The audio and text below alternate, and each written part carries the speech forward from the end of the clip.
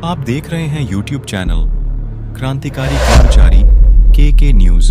आपकी आवाज, आपका संघर्ष। एक बात पूछना चाहूंगा कि 2018 से पहले जब तक पेंशन, एक बात पूछना चाहूंगा कि 2018 से पहले जब तक पेंशन वाली संघर्ष समिति का गठन नहीं हुआ था, हाथ खड़े करके बताना कितने साथियों को लगता था कि पुरानी पेंशन बहाल हो सकती है? किसी को नहीं लगता था। और आज कितने साथियों को लगता है कि हरियाणा प्रदेश के अंदर पुरानी पेंशन बहाल होगी? निश्चित तौर पर हरियाणा प्रदेश के अंदर एक नया इतिहास रचा जाएगा। हरियाणा प्रदेश के अंदर जिस मुद्दे को कहा करते थे कि इस मुद्दे को उठाने का फायदा नहीं है, यह तो मृत प्राय मुद्दा है, यह कभी बहाल नहीं हो सकता। आज एक एक कर्मचारी साथी, एक एक संगठन, एक एक राजनीतिक दल आपके पीछे लग के यह बात कह रहे हैं कि हरियाणा प्रदेश के अंदर पुरानी पेंशन बहाल होगी और निश्चित तौर पर होगी। और भाइयों, मेरे एक साथी ने कहा था कि धारीवाल भाई मैं तेरे साथ इसलिए लग रहा हूं कि तेरी जीभ पे सरस्वती बैठे है। तूने 18 में कही थी पेंशन बहाल होगी और सारे साथी एक मंच पे पद विभाग और संगठनों की दूरी बनाकर इकट्ठा हो गए। वो हुए कि नहीं हुए साथियों? और एक बात और कह रहा हूं साथियों, अगले 6 महीने आप मेरा तन मन और धन के साथ साथ दे देना। निश्चित तौर पर 6 महीने बाद आपकी पेंशन बहाल करवा के आपका छोटा भाई देगा।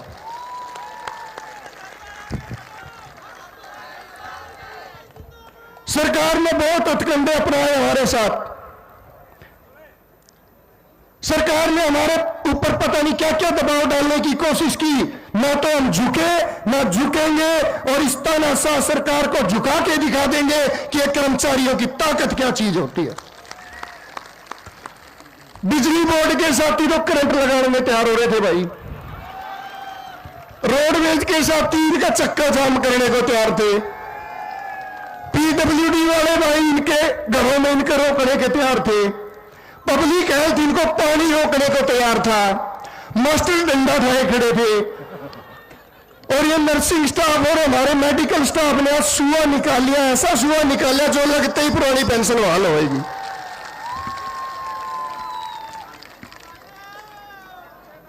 मेरे भाई प्रदीप ठाकुर को आपने सुना, प्रदीप ठाकुर जी यहां पर हैं। इनके जितने भी हिमाचल में आंदोलन हुए, उस प्रत्येक आंदोलन में मैं शामिल रहा था भाई के साथ, प्रदीप।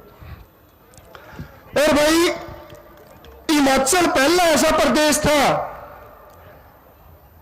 हिमाचल पहला ऐसा प्रदेश था जो वहां के जयराम ठाकुर ने हमारे ऊपर पानी की बौछारें चलाई थी 3 मार्च को।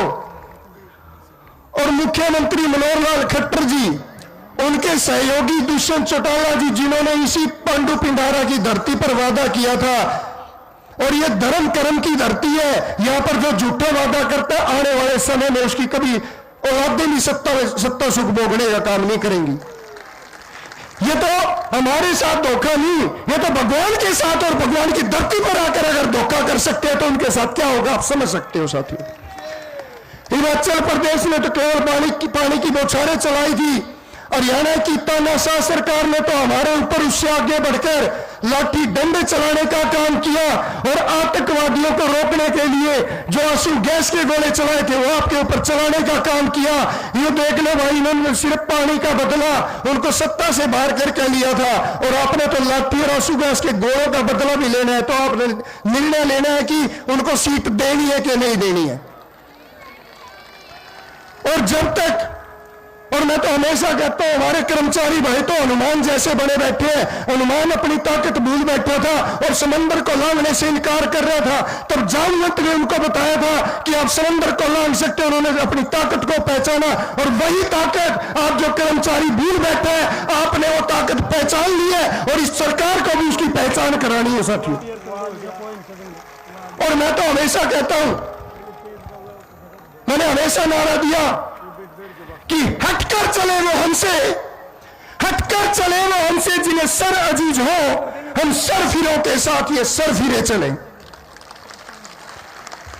और पेंशन वाली संघर्ष समिति ने 2018 से जो रिकॉर्ड खुद बनाया उसको तोड़ने का काम भी खुद किया। इस एकलव्य स्टेडियम को बहुत सारे राजनीतिक दलों की यहां पर रैलियां हो चुकी है और कुर्सियों पर रैली करते हैं और दावा करते हैं कि हम सत्ता परिवर्तन कर देंगे। यह पहली पेंशन वाली संघर्ष समिति है जिसने दरी के ऊपर न केवल इस मैदान को भरने का काम किया, लेकिन जितने साथी अंदर थे उससे कई गुना साथी बाहर भी थे भाई। और ये कहते हैं कि जींद की धरती बदलाव की धरती है, यहां से बड़े बड़े आंदोलन शुरू हुए और बड़े बड़े बदलाव हुए और आज निश्चित तौर पर आज आपने नींव रख दी हरियाणा प्रदेश में एनपीएस से ओपीएस के बदलाव की। कि जब 2018 में हमने पेंशन आंदोलन की शुरुआत की, हम हर विधायक के घर पर अपना ज्ञापन देते घूम रहे थे, हर सांसद के दरवाजे पर अपना ज्ञापन देते हुए घूम रहे थे। तो न केवल हरियाणा बल्कि पूरे भारतवर्ष में इकलौते ऐसे सांसद थे जिन्होंने लोकसभा में आपकी आवाज उठाने का काम किया था। उसके बाद भी जब भी हमारा कोई आंदोलन हुआ, अगर हमारी आवाज को लोकसभा से राज्यसभा और विधानसभा में किसी ने उठाने का काम किया वो तो भूपेंद्र हुड्डा जी हैं।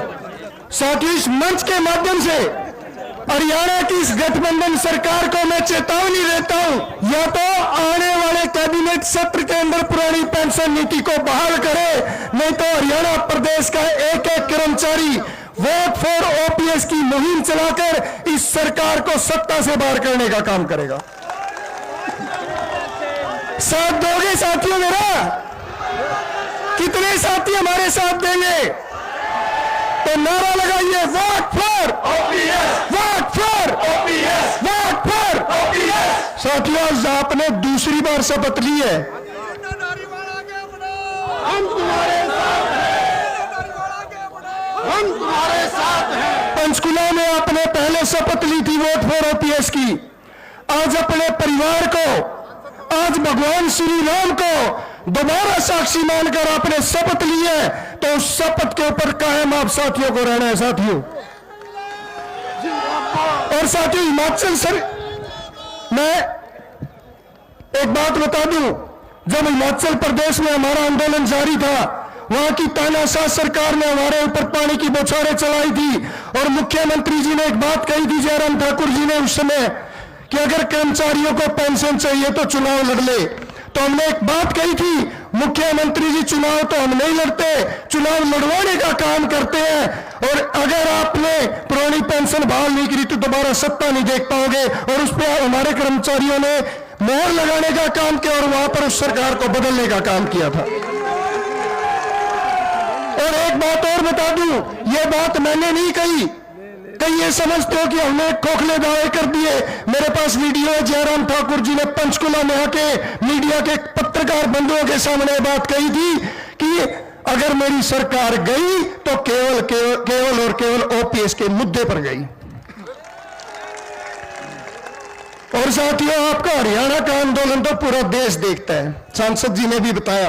हरियाणा का आंदोलन 24 राज्यों में हमारा संगठन है, संगठन का राष्ट्रीय मुख्य संगठन सचिव होने के नाते मैं हर प्रदेश में, देश के हर कोने में इस आंदोलन को बुलंद करने के लिए गया।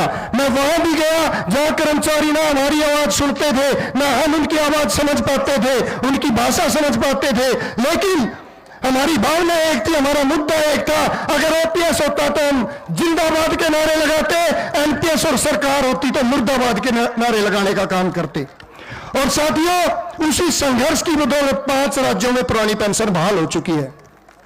और आज इस मंच से मैंने पहले भी आपका साथ मांगा, फिर मांग रहा हूं साथियों, अगले 6 महीने साथ दे देना। अगले 6 महीने के बाद हरियाणा प्रदेश 6ठा राज्य होगा जहां पुरानी पेंशन बहाल होगी।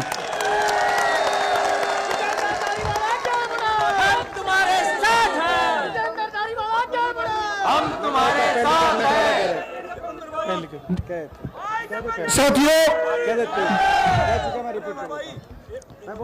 1 अक्टूबर की आपकी महारैली दिल्ली के रामलीला मैदान की, आप उसके साक्षी थे। वहां पर हमारे नेता प्रतिपक्ष माननीय भूपेंद्र सिंह हुड्डा जी ने जिन्होंने हमेशा विधानसभा में हमारी आवाज बनने का काम किया।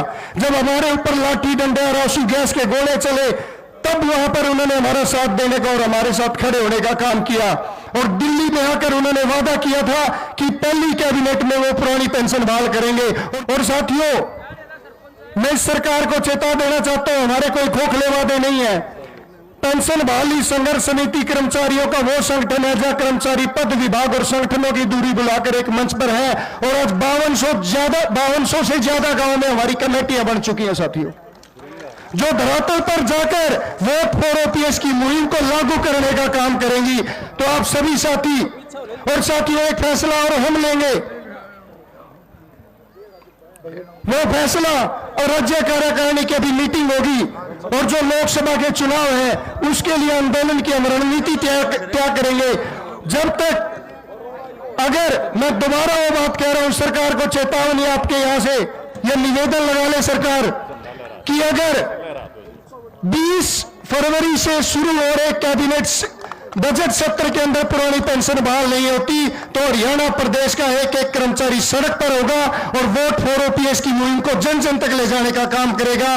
जय हिंद, जय भारत। साथियों, एक बात पूछना चाहूंगा कि 2018 से पहले जब तक पेंशन बहाल चैनल को लाइक और सब्सक्राइब करें, बेल आइकॉन बटन अवश्य दबाएं।